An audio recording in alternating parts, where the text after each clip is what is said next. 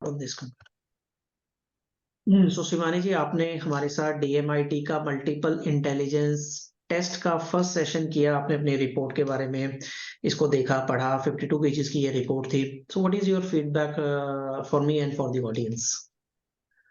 It is very very nice. मतलब I was really surprised कि जो मैं अब आज की एज में, मतलब now I am around 40+, right?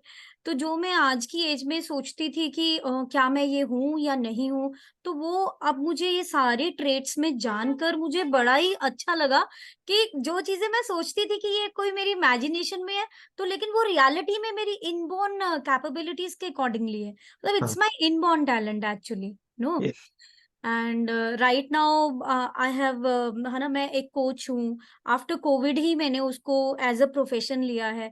Otherwise मैं पहले से इतने सालों से आर्ट ऑफ लिविंग से कनेक्टेड थी। मैं वॉलंटियर भी थी, सर्विस में भी थी। ये मुझे पता ही नहीं था। मतलब मैंने कोविड के बाद इसको एज अ प्रोफेशन लिया।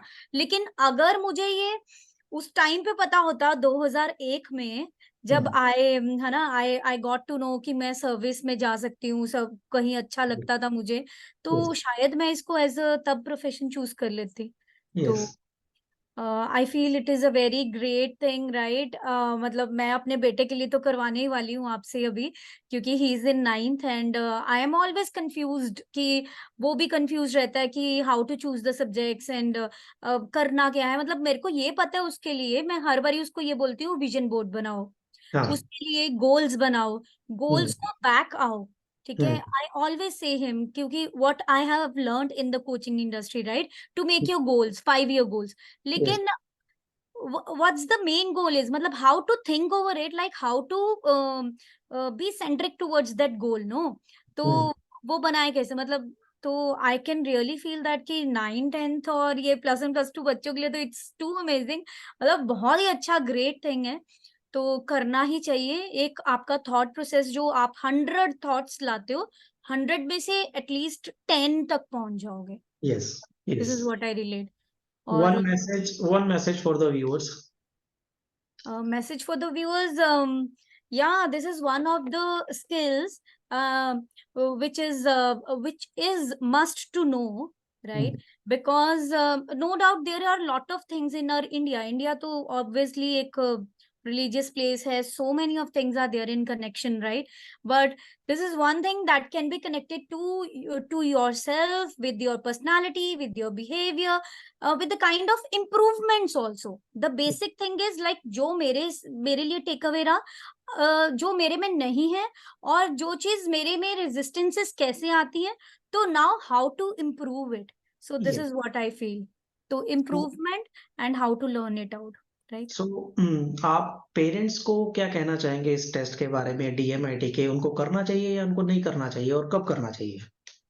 पेरेंट्स के लिए तो मेरी as a being me as a parent, right, मैंने बताया कि मैं बहुत कंफ्यूज थी, बच्चे को कैसे गाइड करूं। मुझे उसके गोल्स पता है कि उसको गोल्स बनाने चाहिए, 5 year गोल्स। उसको +2 के बाद क्या प्रोफेशन लेना है, मैं उसको 3 4 बता देती हूँ, और वो अपने 3 4 बताता है, राइट। तो लेकिन इससे मैं अब बिल्कुल क्लियर हूँ।